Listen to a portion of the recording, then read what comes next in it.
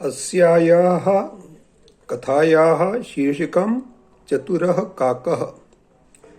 एकस्मिन् वने एकः काकः आसीत्। एकदा सः अतीव पिपासा आसीत्। सः इतस्ततः अभ्रमत्। कुतोपि किंचिदपि जलं न प्राप्तवान्। दूरस्थ उद्याने सः एकं घटम् अपश्यत्। तस्मिन् घटे किंचिदपि जलम् आसीत्, परन्तु जलं घटस्य अधोस्थाने आसीत्। सः चिन्तयति, अहं कथं जलं पिबामि स्म।